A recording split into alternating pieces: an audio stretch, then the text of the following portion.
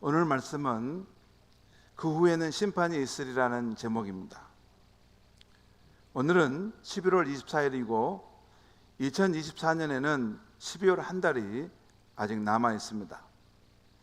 하지만 교회 달력으로는 오늘이 마지막 달 마지막 주일입니다. 우리 인생에도 마지막 날이 올 것입니다.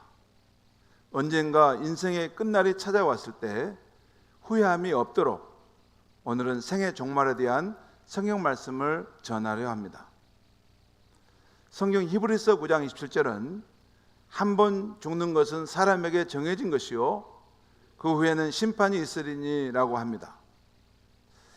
인간의 생활이란 확실한 것이 많지 않습니다.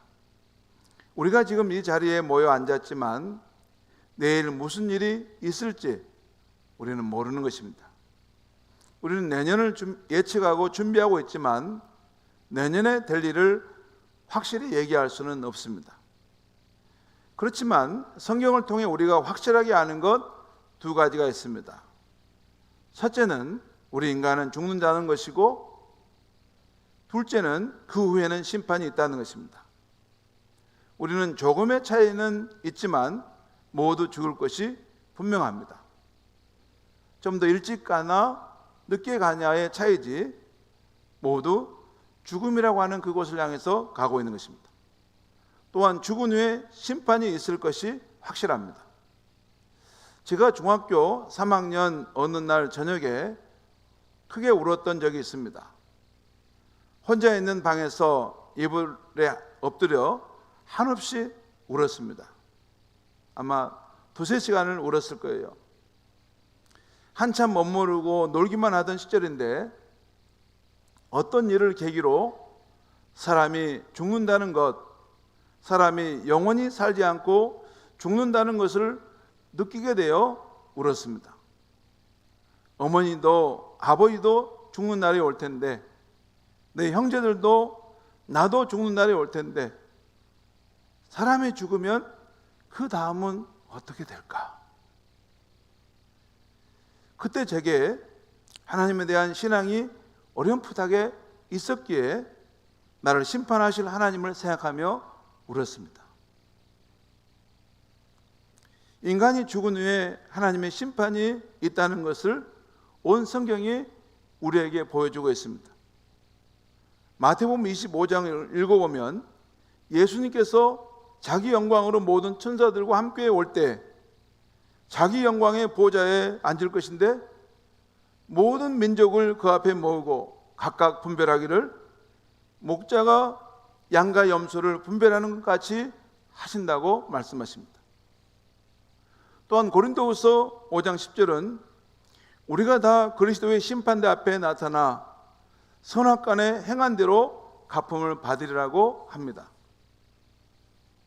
로마서 2장 16절을 보면 우리의 은밀한 죄가 하나님 앞에 온전히 드러나 하나님 앞에 심판받을 날이 있겠다고 가르쳐주고 있습니다. 요한복음 5장 28절 29절에서 예수님은 친히 이렇게 말씀하십니다. 이를 놀랍게 여기지 말라.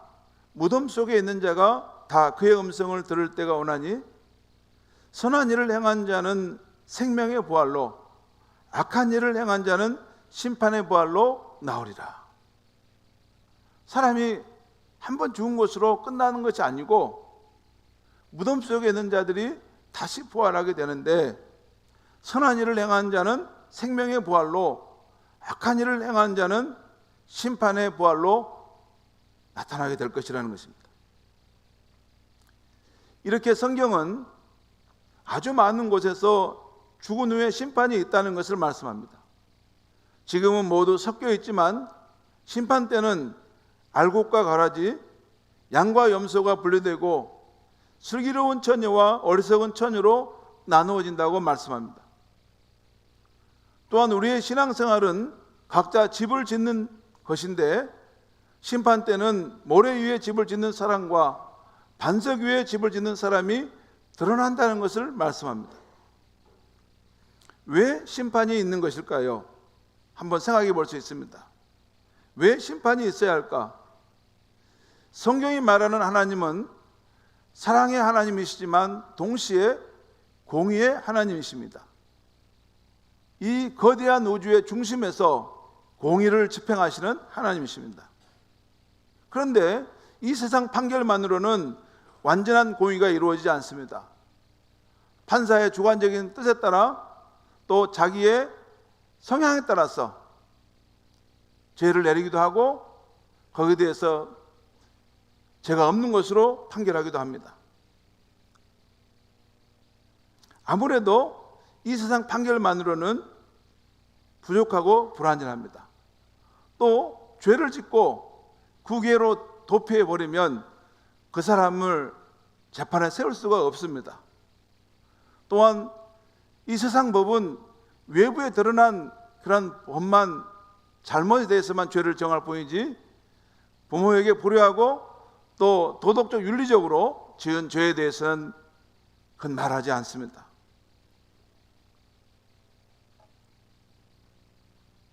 그래서 인간 사후에 최후의 하나님의 심판이 있고 온전한 공의가 이루어지는 것입니다. 이것을 성경이 우리에게 가르쳐주고 있습니다. 오늘 요한계시록 말씀은 인간의 죽음 이후의 심판의 모습을 보여주고 있습니다. 우리가 읽은 요한계시록 20장 10절에서 14절까지 말씀을 한번 읽겠는데요, 제가 읽으면서 간단히 설명드리겠습니다. 10절입니다. 또 그들을 미워하는 마귀가 불과 유황못에 던져지니 거기는 그 짐승과 거짓 선지자도 있어 세세토록 밤낮 괴로움을 받으리라. 이 마귀는 성도를 미혹하는 그런 마귀입니다. 그런데 최후의 심판대 때 이 마귀를 심판하셔서 불과 유황이 있는 그 바다로 그를 던지신다는 것입니다. 그런데 거기에는 거짓 선지자도 함께 있어서 세세토록 그곳에서 고통을 겪게 된다는 것입니다. 우리 교회 주변에 거짓 선지자들이 있죠. 교회의 이름을 통해서 자기의 사역을 찾는 거짓 선지자들은 다 저기에 던져져서 밤낮 괴로움을 받는 삶이 영원토록 있게 된다는 것입니다. 이것이 성도를 괴롭히는 마귀에 대한 하나님의 심판입니다. 그 다음에 여기 보면 11절에 또 내가 크고 흰 보좌와 그 위에 앉으신 자를 보니, 먼저는 성도를 유혹하는 마귀들에 대해서 심판하신다는 것이고, 또 다시 보니까 이 사도 요한이 말해요. 또 다시 내가 보는 장면인데 크고 흰 보좌, 그러니까 이 세상 어떤 곳으로도 저렇게 광채가 있고 희귀할 수 없을 만한 그 큰 흰 보좌가 있고 그 위에 앉으신 분이 있다는 것이에요. 그분을 본다는 거예요, 제가. 그리고 땅과 하늘이 그 앞에서 피하여 간 데 없더라. 이 말씀의 의미는 이분이 얼마나 위엄과 영광과 권세가 있는지 이 땅에는 땅과 하늘도 그의 위엄 앞에 두려워 떨며 피하여 도망간다는 것입니다. 여러분, 우리가 믿는 하나님이 얼마나 큰 분이신지 아십니까? 어떤 한 사람이 자기 손에 호두를 가지고 이렇게 노는데 저게 뭘까 가만히 봤더니 저게 이 은하와 이 우주라는 것입니다. 우리 하나님의 손에 그것이 있다는 거예요. 감이 아직 안 올 겁니다. 아무튼 그분이 크고 흰 보좌가 있는 곳에 친히 좌정하셔서 심판주로 서 있다는 것입니다. 저 모습은 하나님이 더 이상 자신을 숨기지 않았습니다. 자신의 실체 전체를 완전하게 드러내신 거예요. 한 번도 그런 적이 없는데 이제 드러내신 거예요. 역사의 마지막 때. 그래서 다른 피조물들이 두려워 떨며 피해간다는 것입니다. 12절에 또 내가 보니, 다시 또 사도 요한이 또 보게 됐다는 것이죠. 그 보좌와 그 보좌에 앉으신 분도 있지만 또 보니까 죽은 자들이 큰 자나 작은 자나 여기서 큰 자나 작은 자는 나이 든 사람이나 생을 마친 사람이나 또 젊은 사람이나 또 알렉산더나 징기스칸 또 히틀러 같은 이런 세상의 한 시대를 풍미했던 지도에 통치하려고 했던 그런 자들도 그분 앞에 다 나간다는 거야. 그러면서 그들이 작은 자니 그 보좌 앞에 서 있는데 왜 서 있었겠어요? 심판받으려고 서 있는 거예요. 그런데 거기 보니까 책들이 펴 있고 또 다른 책이 펴졌는데 그 생명책이라. 여기 두 부류의 책이 있어요.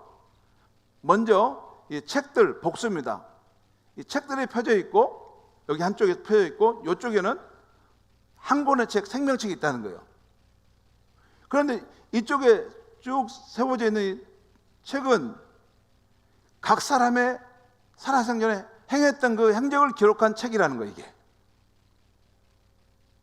그래서 보면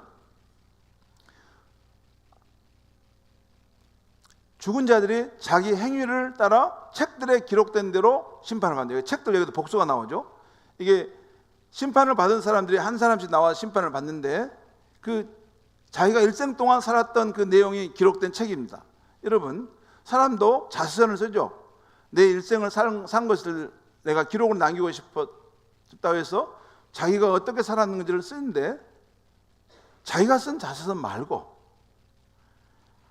하나님에 의해서 기록된 그 자서전이 있다는 거예요. 그 자기가 일생 동안 살았던 그 행적을 가지고 심판을 받는다는 것이에요. 13절, 14절 보겠습니다. 바다가 그 가운데서 죽은 자들을 내주고 또 사망과 음부도 그 가운데서 죽은 자들을 내주매 각 사람이 자기가 행했던 행위대로 심판을 받았다. 심판을 받고 사방과 음부도 불못에 던져이니 이것은 두째 살망이라. 여러분, 각 사람이 자기의 행위를 따라서 그 책에 기록된 대로 심판을 받는다는 것입니다. 그리고 그 죄가 있는 것에 대해서 심판을 받는데 불못에 던져진다. 이것은 불못은 공동번역과 세번역 성경에 보면 불바다라고 말합니다. 영어 성경에 보면 레이크, 불의 호수라고 말해요. 그것에 던져진다는 거예요. 그런데 이것이 둘째 사망이라는 거예요. 여러분, 우리가 사람이 한 번 태어나 죽지 않습니까?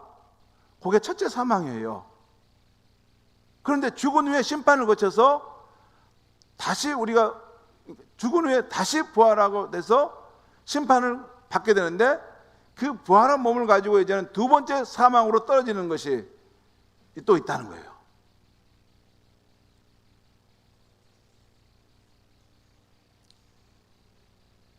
이 본문의 내용을 간략하게 요약하면 이렇습니다.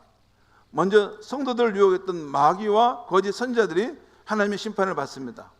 그 결과 불과 유황못이 던져져서 세수토록 고통을 받게 됐죠. 그 다음은 죽은 사람들이 큰 보좌 앞에 앉으신 분에게 나아가서 자신들의 행위가 기록된 책에 따라 심판을 받습니다. 그 결과 그들도 불못에 던져지는데 이것이 두 번째 사망이라는 것이에요.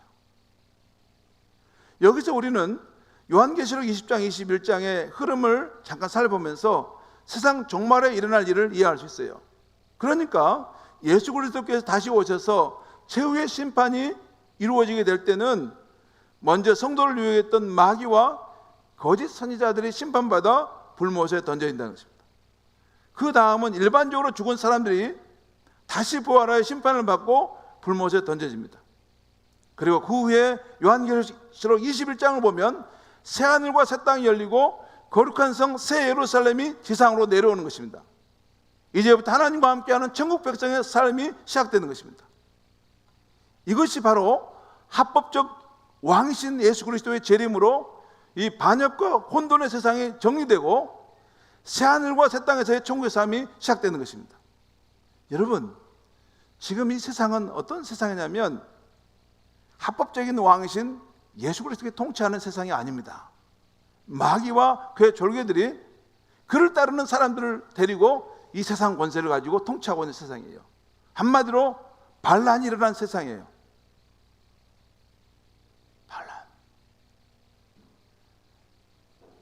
예수님이 십자가에서 그 축을 바꿔놓으셨지만 아직까지 이 하나님의 뜻을 대적하는 사람들이 이 세상에 영향을 미치고 있는 거예요.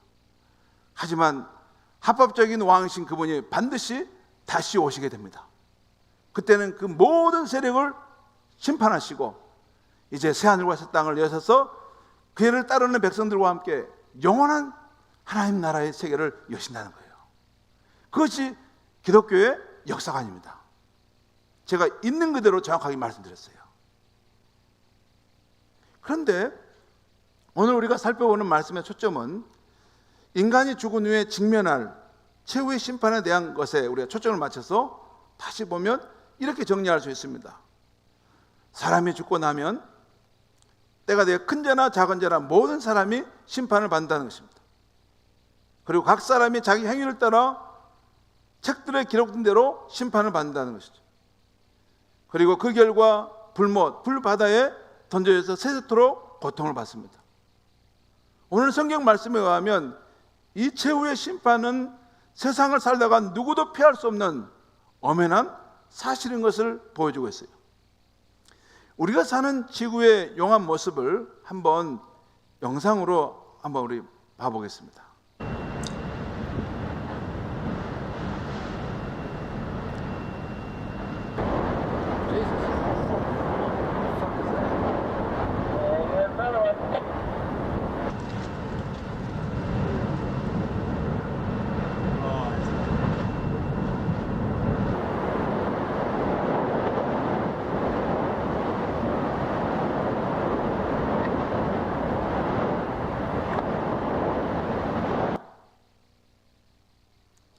저 모습은 다른 행성에서의 용암이 아니라 우리가 사는 이 지구에 있는 끓는 용암의 모습입니다.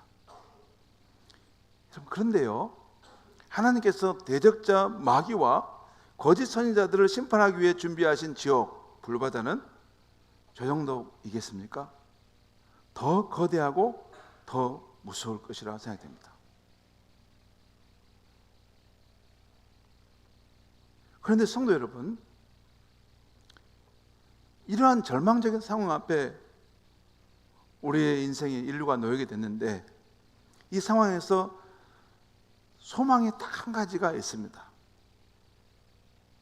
심판하시는 하나님 보좌 앞에 펴져 있는 생명책입니다. 오늘 12절 말씀, 15절 말씀 제가 읽겠습니다. 다시 한번 보겠습니다.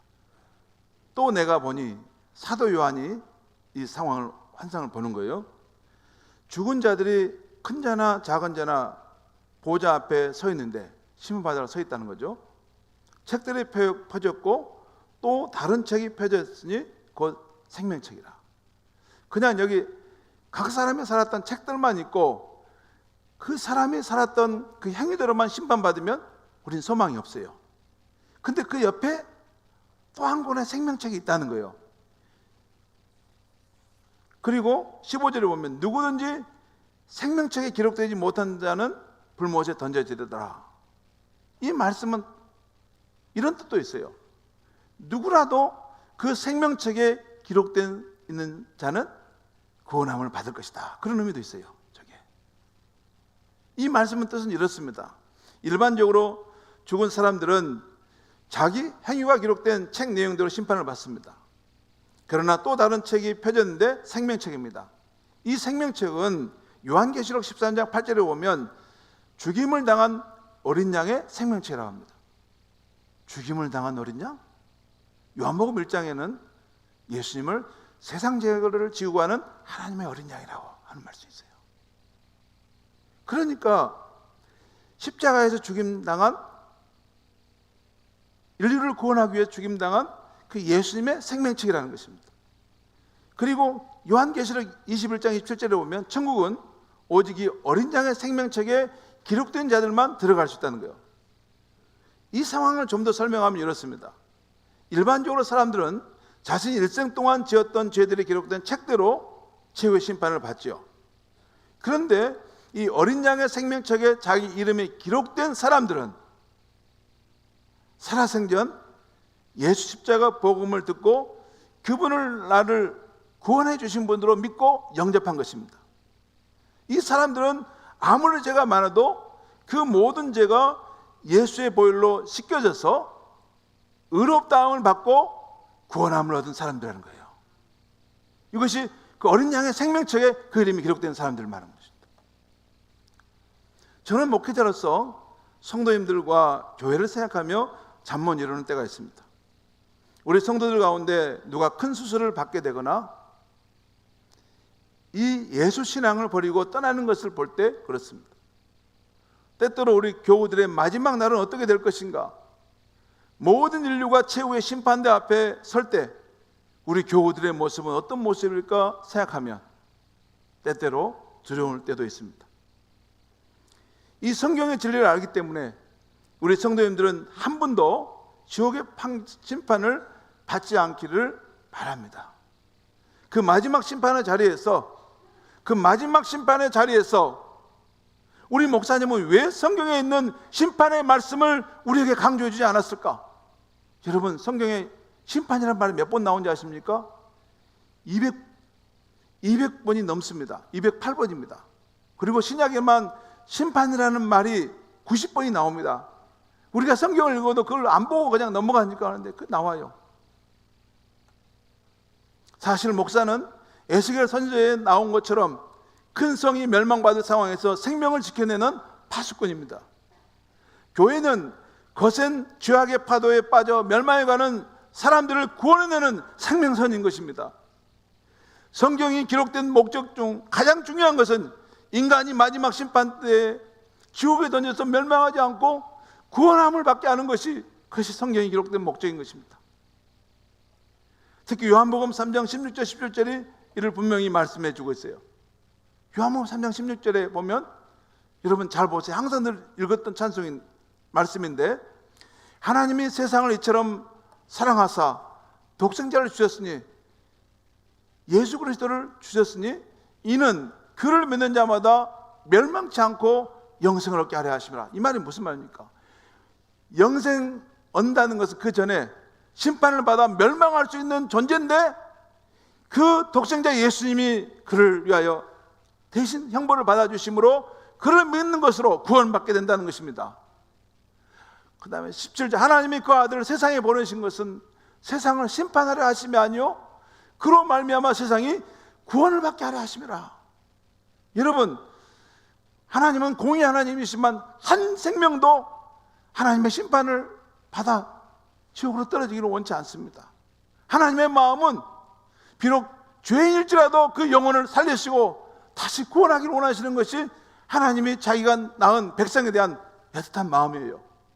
그래서 그 아들을 보내주셨던 것입니다. 누구든지 내 아들을 피난처로 삼아라, 내 아들을 구원의 반석으로 삼아라, 그를 통해서 내가 초청하는 구원의 집으로 들어오라, 이것이 하나님 아버지의 마음인 것입니다. 그럼 우리는 어떻게 해야 합니까? 세 가지 정도인데요. 첫째는 우리의 믿음 생활의 최종 목표는 지옥 심판에서 구원함을 받는 것입니다.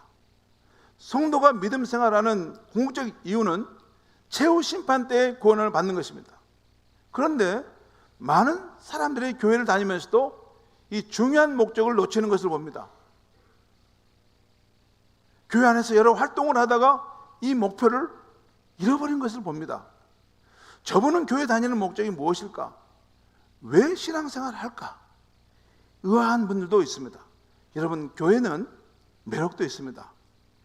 선거철이 되면 표를 얻기 위해서 이 교회를 오는 사람도 있습니다. 또 교회에는 많은 사람들이 모이고 또 어떤 것이 있기 때문에 이 교회에서는 어떤 권세를 부릴 수 있는 여지도 있습니다.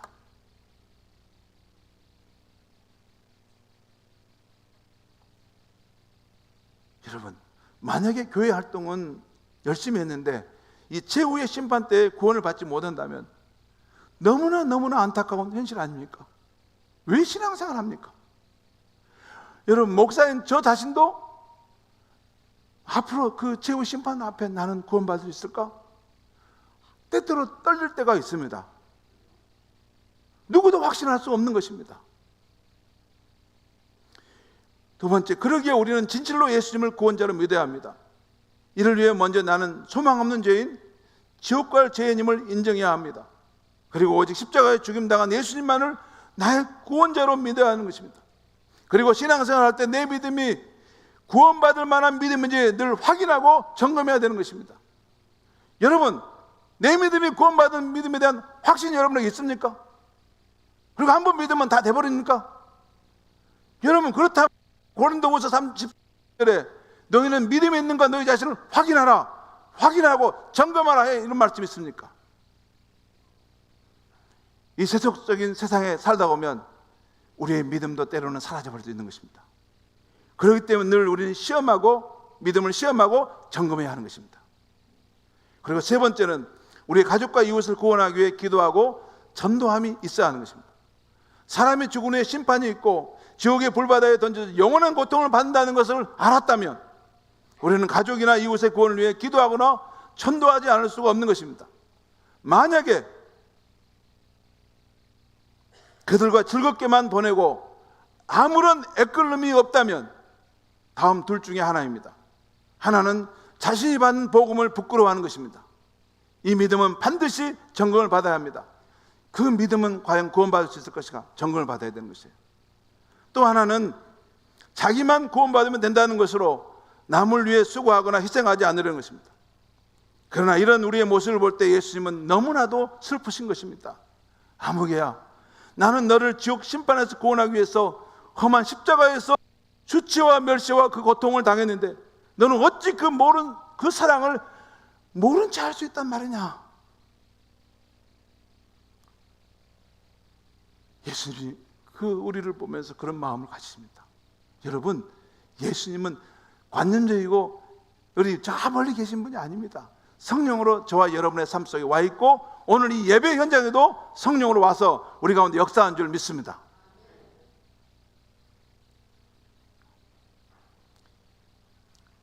성경은 이 세상 마지막 날은 반드시 오는데 그날의 인류는 두 부류로 나눠진다고 합니다. 한 부류는 형언할 수 없는 감격과 찬송으로 영광의 주님을 맞을 것이고 다른 한 부류는 감당할 수 없는 큰 공포 속에서 만왕의 왕인 그분을 맞을 것이라는 것입니다. 마태복음 24장에 보면 예수님께서 직접 그 날에 대해서 예언하신 말씀이 나옵니다. 이런 말씀이에요. 이건 예수님의 입에서 직접 나온 말씀이에요. 그때 3절 31절 말씀 제가 읽겠습니다. 그때 인자의 징조가 하늘에서 보이겠고 그때 땅의 모든 족속이 통곡하며 그들의 인자가 구름을 타고 능력과 큰 영광으로 오는 것을 보리라. 그가 큰 나팔 소리와 함께 천사들을 보내느니 그들이 그의 택한 자들을 하늘 이끌어서 저까지 사방에서 모으리라. 왜 모든 족속이 통곡합니까? 왜 모든 족속이 영광 가운데 오시는 그 예수님을 보며 통곡합니까? 진짜 저분이 만왕의 왕이시고 우리 인류를 구원하실 분이었는데 내가 믿은 적이 없었구나. 그것을 보며 통곡한다는 것입니다. 첫 말씀의 의미는. 그리고 그 다음 말씀입니다. 예수님 직접 하신 말씀입니다. 그때 두 사람이 밭에 있음에 한 사람은 데려가고 한 사람은 버려둠을 당할 것이다. 두 여자가 맷돌질을 하고 있음에 한 사람은 데려가고 한 사람은 버려둠을 당할 것이다.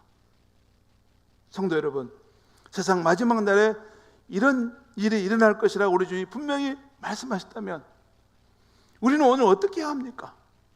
만일 부인이 신자이고 남편이 불신자라면 또 내 부모, 내 자녀가 불신자라면 안 믿는 가족으로 인해서 그 영혼에 탄식이 있어야 하는 것입니다. 오 주님, 내 사랑하는 가족들을 구원해 주셔서 내 가족들을 불쌍히 여겨 주셔서 이런 통안의 기도가 여러분 기도 가운데 나와야 되는 것입니다.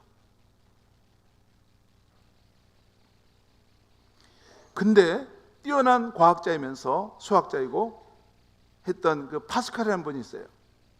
진짜 만율력을 발견했던 뉴턴 못지않은 그런 뛰어난 과학자인데 이 파스칼이 팡사라는 책도 썼습니다. 이분이 이런 말을 했어요. 이 세상에는 두 부류의 사람이 있을 수 있다. 한쪽은 하나님의 존재와 천국과 지옥을 믿고 산 사람이고 다른 한쪽은 이를 믿지 않고 산 사람이다. 그런데 이들의 죽음 이후의 상황을 비교해보면 엄청난 차이가 있다라고 말합니다.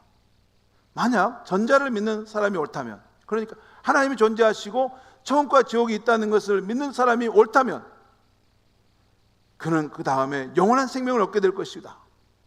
또 만약에 그들이 그 믿은 것이 잘못되었더라도 그는 사실 잃을 것이 없다.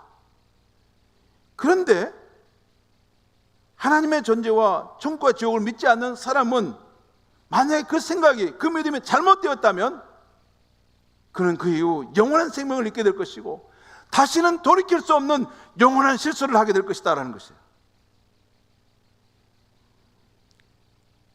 그런데 성도 여러분, 우리가 가진 성경이 뭘 말하는지 아십니까? 계속해서 하나님의 존재와 천국과 지옥이 있다는 것을 증거합니다. 그리고 우리 인간이 이 진리를 믿고 그날을 준비하며 살아가도록 권면합니다. 그리고 그렇게 인생을 산 사람이 반석 위에 집을 지은 지혜로운 사람이라고 말씀하고 있습니다. 사랑하는 성도 여러분, 여러분과 제가 이 지혜로운 사람으로 살아가기를 주의 이름으로 축원합니다. 기도하겠습니다.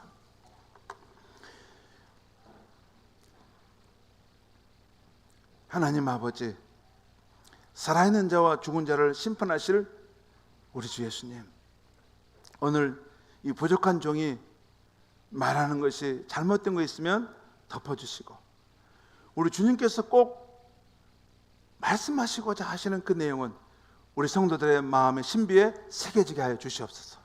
그래서 살아가면서 문득문득 심판하실 그 날에 대한 생각들을 하게 하여 주시고, 우리가 이 세상 살아갈 때 하나님 앞에서 그 모든 것을 아름답게 선하게 살아갈 수 있게 하여 주시옵소서. 그리고 황연아, 아직 내가 스스로 구원받을 수 없는 죄인임을 깨닫지 못하고 하나님 보내신 구원자 예수를 믿지 않은 그런 성도가 있다면 이 순간에 그 마음을, 그 막는 마음을 내려놓고 예수를 나의 구원자로 그 믿고 영접하여 영원한 생명 은혜를 받게 하여 주시옵소서. 예수님의 이름으로 기도합니다.